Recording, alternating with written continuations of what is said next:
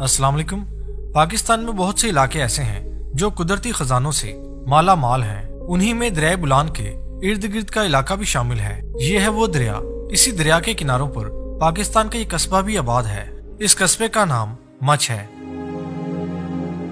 ये कस्बा बलूचिस्तान के सबसे बड़े शहर कोयटा के जनूब मगरिब में 60 किलोमीटर के फासले पर वाक़ है। यहाँ कोयटा से बजरिया सड़क 2 घंटों से भी पहले पहुँचा जा सकता है, जबकि यहाँ पहुँचने का एक और जरिया रेलगाड़ी भी है, जो कि बलूचिस्तान के दिलकश पहाड़ी इलाकों और सुरंगों से होती हुई मच के रेलवे स्टेशन पर पहुँचती है।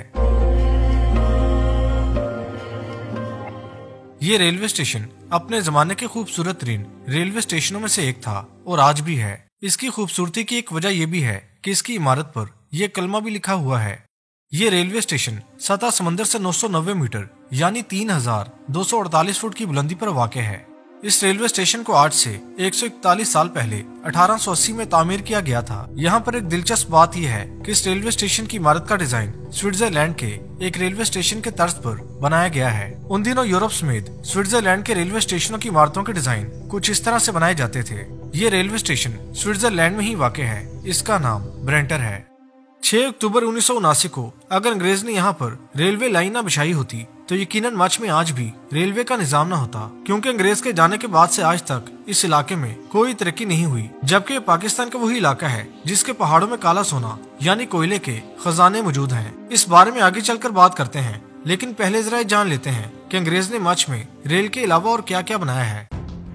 मच में रेल के अलावा ये जेल भी है। इसे भी अंग्रेज सरकार ने ही बनाया था। इस जेल को 1929 में कायम किया गया था। ये जेल जब से बनी है तब से लेकर आज तक खौफ और दहशत की इलामत बनी हुई है। अंग्रेज दौर में बरसगीर पाको हिंद के मुख्तलिफ इलाकों से सियासी रहनुमाओं को यहाँ अजियत देने के लिए कैद किया जाता था। उन्हें तरह तरह की ज़हनी और जिस्मानी तकलीफ और आजमाइशों से दो चार किया जाता था। यहाँ हैरत अंगेज बात यह है कि बलूचिस्तान की इस जेल में कालीन, कंबल, फर्नीचर और कपड़े के कारखाने भी हुआ करते थे। यहाँ की बनी हुई अशिया मुल्क भर में भेजी जाती थी और कैदी हुनरमंद होकर निकलते थे। लेकिन कैदियों के हंगामे के दौरान जेल की तमाम फैक्ट्रियाँ, लाइब्रेरी और अंग्रेज दौर के पुल भी जला दिए गए, जिस पर फिर दोबारा कभी भी काम न हो सका। आज ये जेल बलूचिस्तान की वो वाही जेल है जहाँ पर सजाए मौत के कैदियों को रखा जाता है। 1978 से अब तक यहाँ पर 61 कैदियों को फांसी दी जा चुकी है। अब जरा एक नजर मच के मकानात और दुकानों पर डालें। यह मंजर यहाँ से अंग्रेजों के चले जाने के 73 साल बाद का है। यानी ये मंजर तब का है जब यहाँ के पहाड़ों से कोयलों को निकलते हुए 135 साल गुजर चुके थे।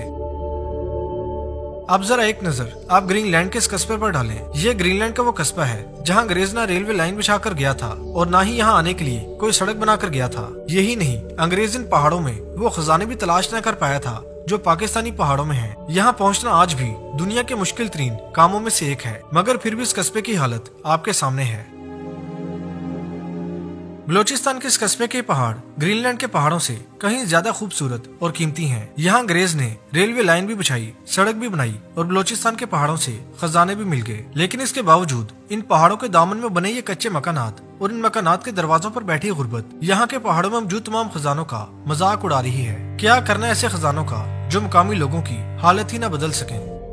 ये बात है 1883 की, जब यहाँ के पहाड़ों से पहली बार कोयला निकलना शुरू हुआ था और ये सिलसिला 137 साल गुजर जाने के बाद भी आज तक जारी है। इसकी वजह यह है कि यहाँ पहाड़ों में कोयले के वसी ज़खायर मौजूद हैं। यहाँ कोयला निकालने वाले मजदूरों की हिफाजत के लिए कोई इंतजाम नहीं है। इसी वजह से 3 जनवरी 2021 को दहशत गर्दों ने कोयले की कान में काम करने वाले 11 गरीब कारकुनों से उनकी जिंदगियां छीन ली थी। उनमें से एक 18 साल इंटर का स्टूडेंट अहमद भी था।